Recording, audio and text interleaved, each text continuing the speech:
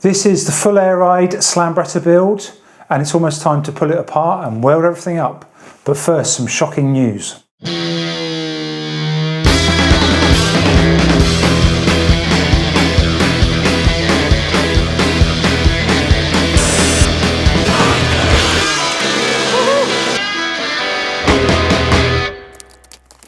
Welcome to another episode on the Slambretta build. I always forget to do this, but a quick recap on the build so far. Originally I bought just a frame without a loop or anything. I've welded a loop onto there, made an engine cradle, so I cut the back half of the frame off. The engine cradle holds the engine obviously, mounts in a different place to normal, fitted an airbag there, a restraint strap from an MG to stop the thing over airbagging, custom fuel tank which my friend Steve Rowe helped me with. The front end actually still with Steve as well, Harley Davidson air shocks which make the front go up and down. Started on a custom made mud guard there. Air ice system if you like, air tank, gauges, all the rest of it, all hidden in the toolbox there, which was a pain to fit by the way. So many things, massive cutout in the rear loop there for the wheel to sit up inside. I had to basically reform the kickstart. I cut up a perfectly good exhaust and welded it all back together again. Probably some other stuff I've missed, a lot of fettling with the bodywork. And so that hopefully brings you roughly up to date. Some time ago I fitted these shock absorbers onto the scooter, one on either side. These are actually from an LD150 Slambretta. Been a bit disappointed since receiving these. Now, you probably can't tell on camera, but when I try and pull the shock absorber apart, there's a bit of tension there, it's not bad, but when I push it together, there's almost nothing. So I've actually been thinking about replacing these LD shocks for some time now. Limitations I have obviously is the space between here is really small. Trying to find a beefy shock which is really short has been really difficult. I did find some Harley Davidson shocks which fit in their Springer forks, but they're crazy money. All the other shocks were designed for mountain bikes and electric scooters. However, eventually I did find something. And these are designed for a lorry cab. There's two different types I've got here. One's slightly beefier and it's got a huge great eye in there for a massive great bolt. This one's still an M12 bolt size, so I think I'll probably go for these. It does mean I'll have to redo the mounts, but you can just feel the pressure both ways on this is just so much better.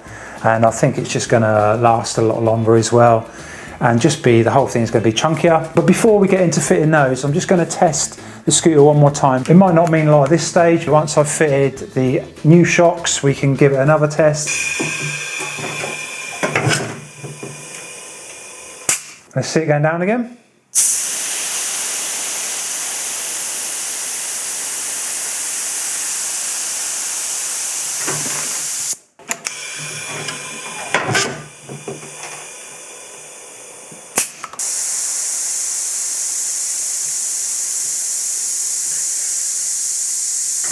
I've got the mounts in place there. I've done it slightly differently this time and I've actually welded on bolts if you like, just trying to make the build process a bit easier when I come to do the final build. The shock absorber just nice and easily slides on there.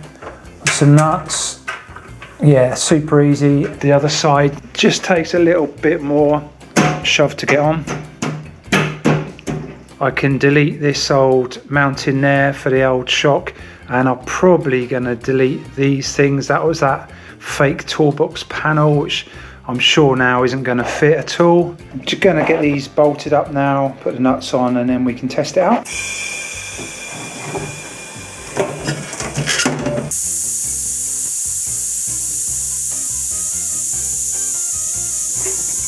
If I'm honest, I didn't see much difference with the two shocks, but these things are just so much more substantial than the old little LD shocks that were fitted before. I mean, already this one shock, the bushing has fallen out of it, the rubber is nearly broken apart, so I just don't think these would have lasted very long with the scooter on the road. These are so much more chunkier. This bolt as well, the top mount is just about touching the panel when I fit the panel, but I'm going to buy those thin nylock nuts, so I might be able to trim this, well hopefully trim it down a bit. And one other thing I've just noticed, the shock is just slightly rubbing on this fuel tank.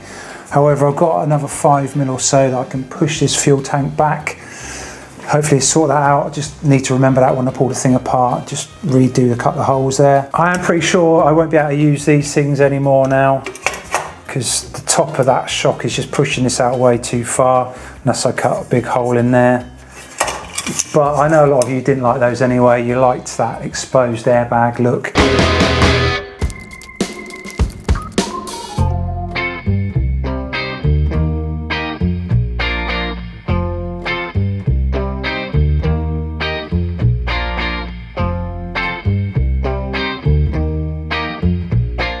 And now it's time to pull the Slambretta apart and get all this frame fully welded up. The only bit I won't weld is where the cradle meets the frame there, because I want to put it on a jig of some kind just to make sure the wheels are completely straight. I do need the forks in position to do that as well. I've got a few things to remember. I do want to bolt in the electronics up there in the top of the frame. I'll make some holes for that and move this fuel tank back a little bit to give clearance for that.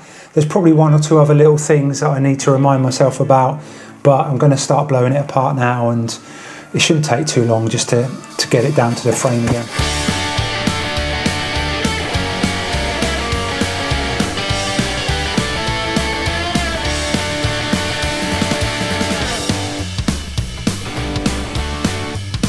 That's the engine out, gives me much more access to get the tank out, pull off the rear light there, got the engine up on the bench. There's obviously quite a bit of welding to do on here as well. Tidying up all these mounts, even this plate where the airbag sits, need to finish welding all that. But anyway, I'm going to continue just taking more off. I'm going to take the fuel tank off, backlight, and then all the air ride, which is in there. It's going to come out, leg shields, I'm going to get it right down to the frame.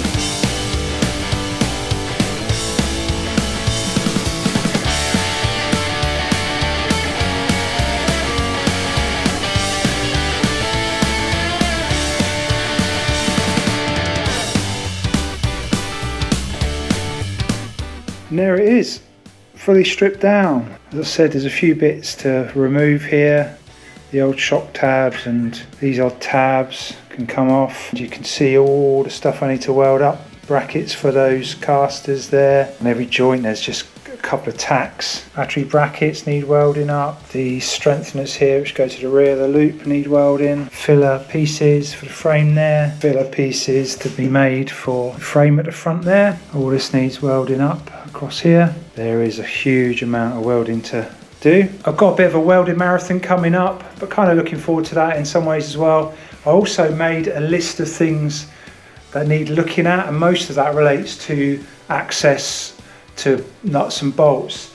It was a complete pain to get the top mount of the airbag on and off. Trying to get two spanners in there was a nightmare. Here at the rear of the frame, the battery tray was a nightmare to come out, and that does need to come out if you need to remove the rear wheel, if you've got a puncher, etc. So I've got to make that easier to remove, because I don't want to be stuck on the side of the road and not be able to get that battery tray out easily to change a wheel. So there's lots of things like that to look at. It is late at night now and I've had enough for the day, so I'm going to call it a night now and come back fresh in the morning and we'll start the welding. Got the frame on the bench upside down and the wheel clamp is now holding the frame nice and secure there. Catching up with a few jobs. Firstly, fitting this bump stop, which has just been loose there, and I'm going to drill the holes in the frame and fit some riv nuts.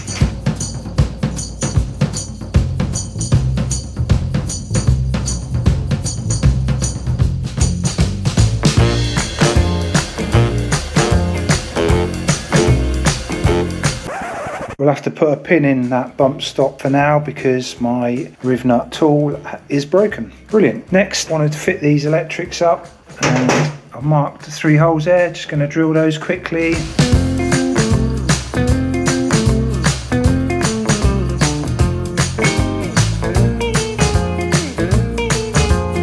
That's the electrics there all mounted up. That was part of the original loop there. And what I've done is I've welded some nuts on the back, so you've not got to put your hand around the back of there and try and get a nut on. You can just bolt it all up from that side. There's a bit more access to that side there. Should make assembly much easier. I actually cut off these 2 tabs which hold the fuel tank in place because they weren't positioned quite right. It was always a massive struggle to get the fuel tank in and out, and I've actually welded studs in there. So now, if I can do this one-handed,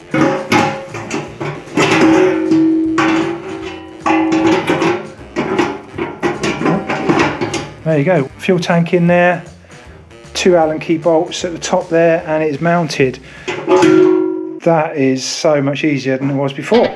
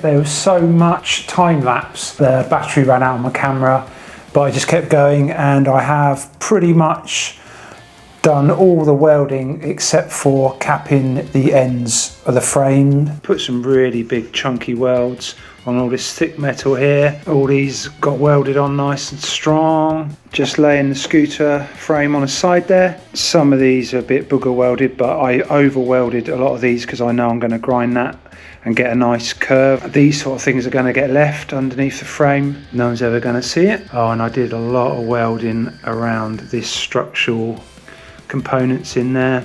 Probably spent about 7 hours welding this yesterday, and it was like a massive learning process for me as well. There's so many different thicknesses of metal here.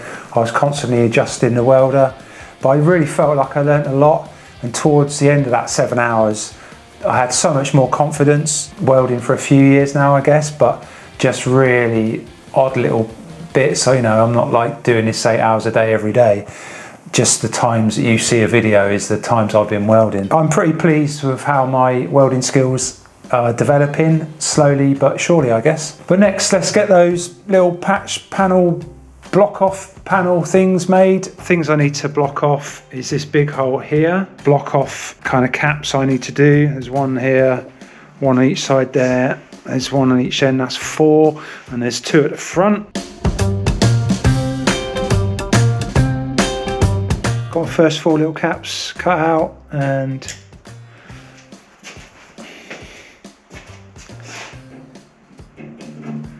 they're just going to sit inside there. There's the 2 longer ones, and there's the 2 more square ones.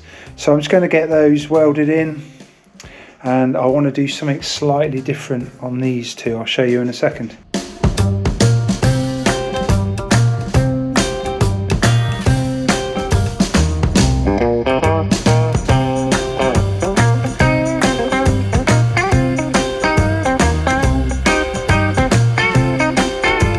Just a small detail, I think rather than just capping these 2 as they are, I might just grind a curve in there and like wrap the cap around the curve, if you see what I mean. I think it just looks slightly nicer, and also when I'm offering the engine in and out, rather than a sharp corner edge here, nice curve might just help ease that a little bit. I'm going to mark that out and get the grinder out. There you go, got a curve as best as I can. Notched it down a bit, if you see what I mean, so when the plate goes on top it's all flush. Hopefully I can then make a nice curved end.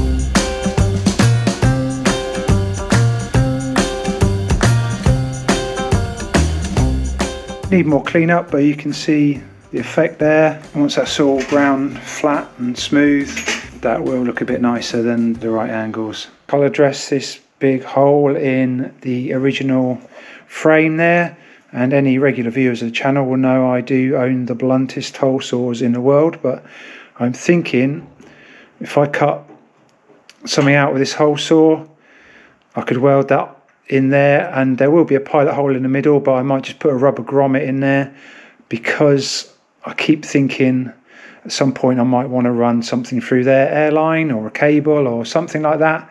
So a little hole there, I'll be fine. If you're wondering what all the smoke is, yeah, the hole saw gave out, so I chopped it out with a grinder. It's a bit jagged, put a bolt through it, and I'm going to put this into my drill and then sand it nice and round.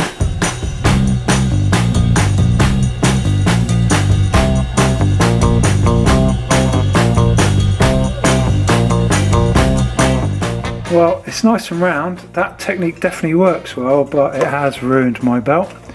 It's probably due for another one anyway. This worked out really well. It's going to go on there. I'm just going to stick some weld-free primer on the inside of there, on the back side of there, just to help that a little bit with the rust. I was going to put maybe a gusset between the frame here, because I feel that's kind of a weak point.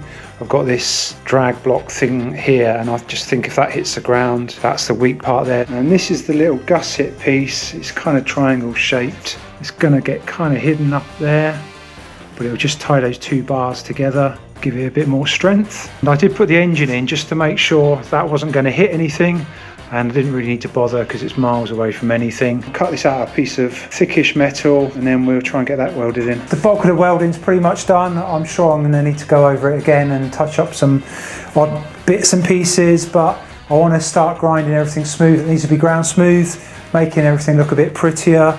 I got a load of flat discs this morning, picked those up, got my finger sander there, etc. I'm going to put my mask on and some ear defenders and go at it for a bit. I'll put you on time lapse. If the battery runs out, I'm just going to keep going and going and going, I think, and see how much I can get done tonight, and come back to it and have a look in the morning.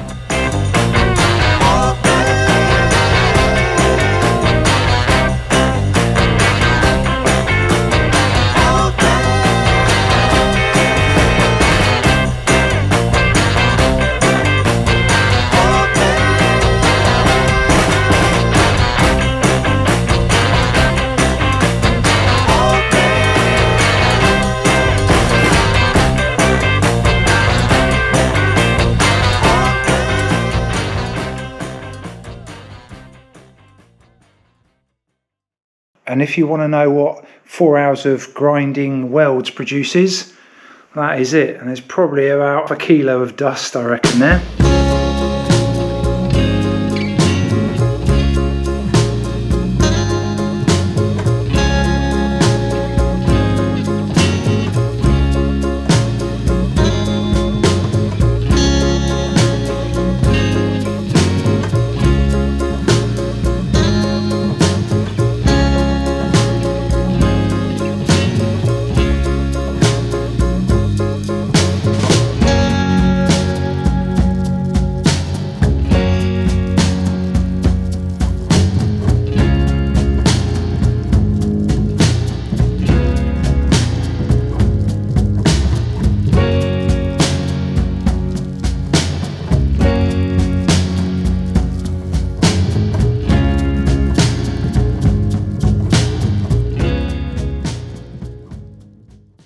As you'll notice, I did just miss the little bit of primer on the frame here and a little bit of black on the loop there.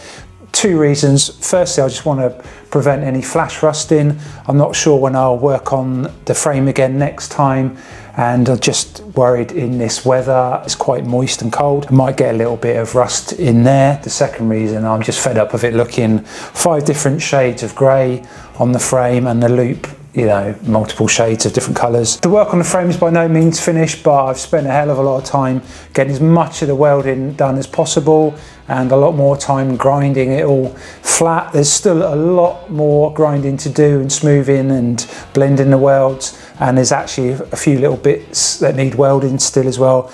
One little bit I forgot on the restraint strap bracket. I need to get some different attachments so I can get into areas like this with my die grinder, probably clean up the welds around there. Battery tray bracket, ground all that smooth. I left a lot of the welds untouched in places like this. I mean, you'll barely see them. If I go under the frame here, you can see these little gusset things that I welded in there. Came out quite well. Barely see any of that. It's all pretty much going to be hidden. This is obviously where the leg shields sit and the rear footboards.